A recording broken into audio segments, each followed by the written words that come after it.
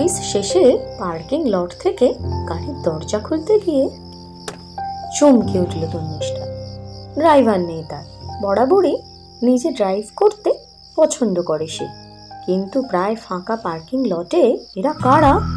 কয়েকটা চোখ যেন সার্চ লাইটের মতো ফুঁড়ে দিচ্ছে তাকে। ভিতরে ভিতরে প্রচন্ড ভয় পেল তন্নিষ্ঠা। সহজ হবে না এদের মোকাবিলা করা। চারপাশে কেউ নেই, চিৎকার করলেও কেউ ছুটে আসবে বলে মনে হয় না তার। অন্ধকারে মোড়া পার্কিং লটটা যেন এক ময়ালো সাপ বিষ নিঃশ্বাস ছেড়ে তাকে গিলে খাবে বলে প্রস্তুতি নিচ্ছে। ফাইনাল সাবমিটের আগে প্রজেক্টের লুপ হোলগুলো দেখে নেওয়ার কাজ ছিল তার। কাজটা করে পেন ড্রাইভে কপি করতে করতে অনেকটা দেরি হয়ে গেল। প্রজেক্ট ম্যানেজারের মতো গুরুত্বপূর্ণ পদে আছে সে। জুনিয়রদের সামলানো, নির্দিষ্ট ডেটের মধ্যে প্রেজেন্টেশন সাবমিট করা, প্রজেক্টের ভুল ত্রুটি ডিটেক্ট করা, প্রচুর কাজ তার। আর্নি ছিল তার সঙ্গে এতক্ষণ। শেষে যখন দেখলো 10টা বেজে গেছে, অথচ কাজ তখনও খানিক বাকি, সে আর্নিকে ছেড়ে দিল।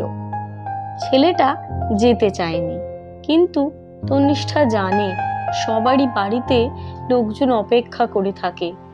মুখে থাকছি বললেও তন্নিষ্ঠা জোর দিতেই ছেলেটার ব্যাগ নিয়ে দৌড় বুঝিয়ে দিচ্ছিল বাড়ি ফিরতে সে কতটা উদ্গ্রীব। কিন্তু তন্নিষ্ঠা চাইলেই ফিরতে পারে না। সে জানে কোম্পানির সাফল্যের খতিয়ানে আর একটা পাতা যোগ করতে পারলে ঊর্ধ্বতনদের সাবাসি জুটবে, নইলেই পিঙ্ক স্লিপ। কাজের বাজার এখন খুবই খারাপ। এই সময় চাকরি গেলে অন্য কোম্পানিতে হাফ স্যালারিতে কাজ করতে হবে। বিশ্বজোড়া মন্দায় কম বেশি প্রভাবিত হচ্ছে সবাই। এই গতিময় জীবনে ওয়ার্ক ইজ ওরশেপ। লড়তে পারলে অল ইজ ওয়েল। কাজ শেষ করতে করতে প্রায় 11:30 বেজে গেছিল।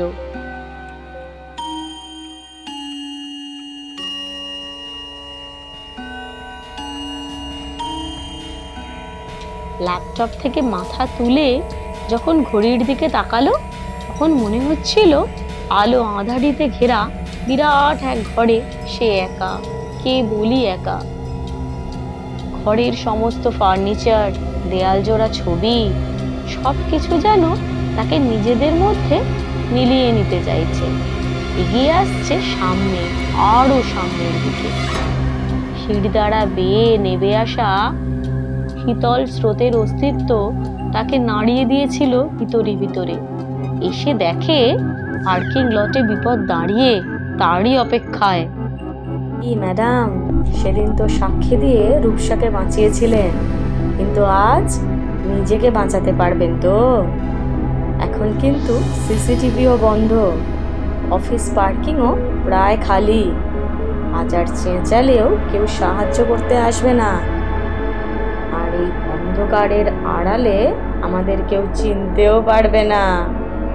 কতবার দাদা আপনাকে মানা করেছিল ওনার বিরুদ্ধে সাক্ষী দিতে, শুনলেন না আপনি? নিজের জেদে অনড় রইলেন। আপনার সাক্ষেই দাদা জেলে। আজ আপনার জন্য কে এসে দাঁড়ায় এই অন্ধকারে, আর কেই বা সাক্ষী দেয় আমরাও দেখব।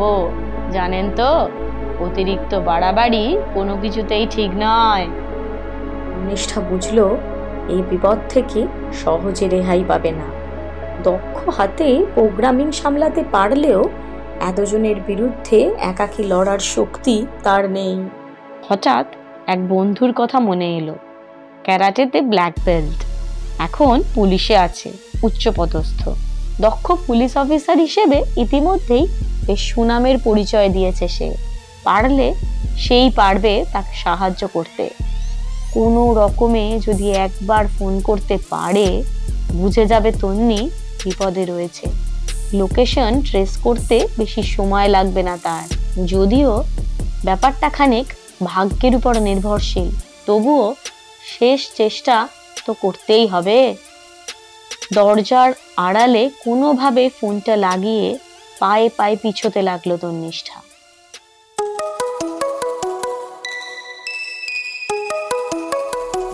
চেনা নম্বর থেকে আসা ফোন ধরলেও উল্টো দিক থেকে কোনো সাড়া শব্দ না পেয়ে চমকে উঠলেন মিস রেবতী চ্যাটার্জি। তার সদা সন্নিগ্ধ মন বুঝলো এটা কোনো সহজ ব্যাপার নয়। নির্ঘাত তন্নি কোনো বিপদে পড়েছে। স্পেশাল ফোর্সে থাকলেও আজ ছুটির সূত্রে তিনি সল্টলেকের সেক্টর 1-এ আছেন। ফোন করে বিশ্বাসকে যত তাড়াতাড়ি সম্ভব তনুর নম্বরের লোকেশন ট্রেস করতে বললেন তিনি। মিনিট 5-এর মধ্যেই লোকেশন চলে এলো। আপন মনেই বিড়বিড় করলেন রেবতী, অফিসের পার্কিং লট? এখন এত রাতে পার্কিং লটে কি করছে তনু? ছুটির দিন হলেও তন্নিকে রক্ষা করা তার কর্তব্য। কিছুদিন আগেই এই অসীম ও সাহসী তন্নি এক দুস্থ অভাবী মেয়েকে বিচার পেতে সাহায্য করেছিল। পড়াশোনায় মেধাবী মেয়েটির বস অভাবের সুযোগ নিয়ে নিয়মিত তাকে মলেস্ট করছিল। মেয়েটা আপত্তি জানাতে চেয়েছে বহুবার, কিন্তু চাকরি থেকে ছাড়িয়ে দেওয়ার হুমকির কাছে বারবার অসহায় হয়ে যেত সে। চাকরি চলে গেলে খাবে কি, পরিবারকেই বা খাওয়াবে কি? সিনিয়র প্রজেক্ট ম্যানেজার তন্নি ব্যাপারটা জানতে পেরে মেয়েটির পাশে এসে দাঁড়ায়, সাহস যোগায়। বিচারে ভদ্রলোকের 6 মাসের জেল হয়। কোর্টে রিডিউস করার সময়ই বোঝা গিয়েছিল ভদ্রলোক বেশ প্রভাবশালী। তবে কি উনি জেলের মধ্যে থেকে প্রতিশোধ নেওয়ার চেষ্টা করছেন? ততক্ষণে একটা ছেলে তন্নিষ্ঠার বেশ কাছাকাছি চলে এসেছে। সরি ম্যাডাম, এই জন্যেই বলে নিজের ভালোটা নিজেকেই বুঝতে হয়।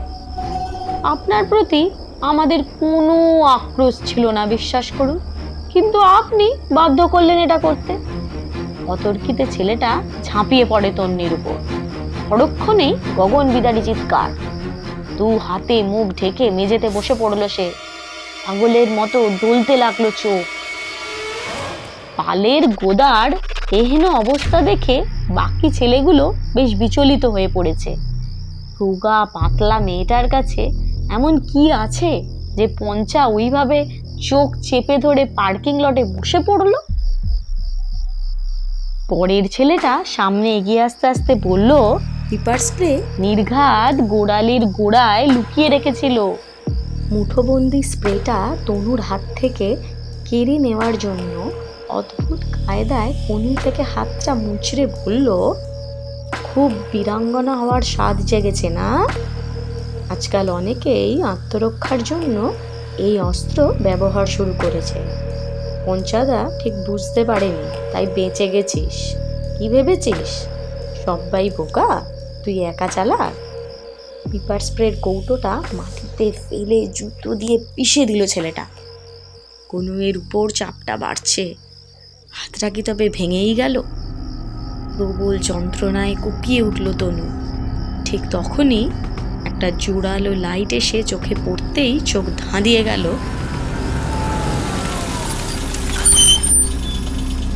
দ্বিতীয় ছেলেটার। এই অন্ধকার পার্কিংয়ে কে এসে হাজির হলো এই মেয়েটার প্রাণ বাঁচাতে? বুলেটের উপর রেবতী চ্যাটার্জিকে দেখে মনে হচ্ছে কোনো সুপার উইম্যান।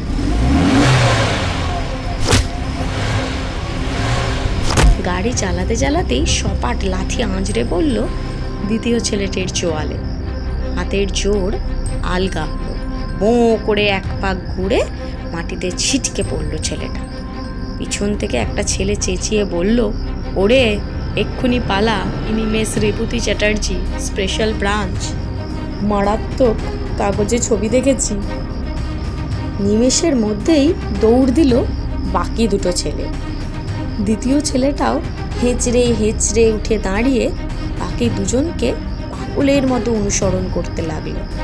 প্রথম ছেলেটা কিন্তু চেষ্টা করেও পালাতে পারল না। পিপার স্প্রে তার চোখে বেশ ভালোই থাবা বসিয়েছে। বজ্রমুষ্টিতে প্রথম ছেলেটার হাত ধরে প্রশ্ন করলে মিস রেবতী চ্যাটার্জি। উত্তরে তনু বলল, পারফেক্ট। কিন্তু তুমি সময় মতো না পৌঁছালে আমার যে কি হতো আমি এখনো ভাবতে পারছি না। এতক্ষণ বহু কষ্টে নিজেকে ধরে রেখেছিল তন্নিষ্ঠা, এবার যেন ক্লান্তি আর অবসাদ তাকে গ্রাস করছে। অবসন্ন ভঙ্গিতে হাঁটু গেড়ে পার্কিংয়ের মেঝেতেই বসে পড়ল সে। কিচ্ছু হতো না? তুমি কি বাড়ি যেতে পারবে? তাহলে আমি এদের মেরামতের ব্যবস্থা করতাম। বাকি তিনটাকে তো ধরতে হবে। মাথা নেড়ে কোনো রকমে গাড়ির দরজা খুলে ড্রাইভারের সিটে উঠে বসেছিল তন্নিষ্ঠা।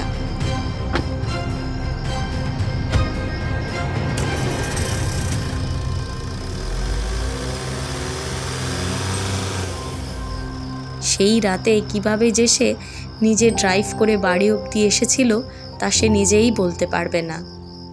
2 দিন অফিস থেকে সে ছুটিও নিয়েছিল।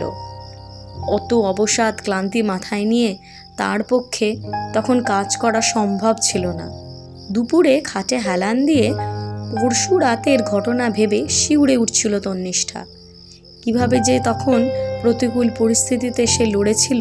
ভাগ্যিস ঠিক সময়ে রেবতী চ্যাটার্জি চলে এসেছিলেন, নইলে ছেলেটা যেভাবে তার হাতখানা মুচড়ে ধরেছিল, ওরে বাবা, জীবনে হয়তো আর হাতটা ব্যবহারের উপযুক্তই থাকতো না। এমন সময় মোবাইলটা বেজে উঠল। চেনা নম্বর। উত্তেজনায় উঠে বসল তন্নিষ্ঠা। ঠিকই আন্দাজ করেছিলাম, বুঝলে? ওই প্রভাবশালী ভদ্রলোকই এদের অনেকগুলো টাকার প্রলোভন দেখিয়ে, কি যে বলবো, 3rd ডিগ্রি পড়তেই গলগল করে সব উগড়ে দিয়েছে। কয়েকটা দিন শ্বশুরবাড়িতে থাকুক, আরও ভালো করে এদের মেরামতির ব্যবস্থা করছি।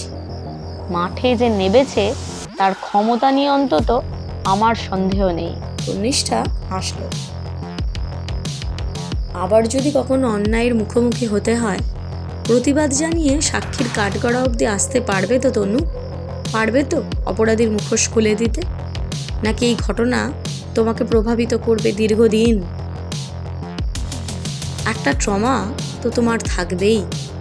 ওই অন্ধকার, সামনে প্রাগৈতিহাসিক যুগের সরীসৃপের মতো বেঁকে যাওয়া পার্কিং লট, ছেলেগুলোর ধীর পায়ে এগিয়ে আসা, ক্ষণিকের জন্য নিজেকে চরম অসহায় বোধ করা, আতঙ্কের মুহূর্ত, বাঁচার জন্য প্রাণপণ লড়াই।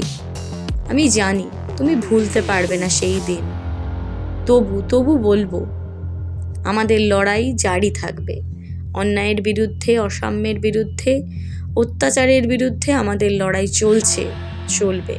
সমাপ্ত। গল্পের নাম বুদ্ধিযশ। গল্প পাঠে আমি অর্পিতা, লেখিকা অনিন্দিতা এবং সম্পাদনায় রয়েছেন জয়ন্ত। নমস্কার।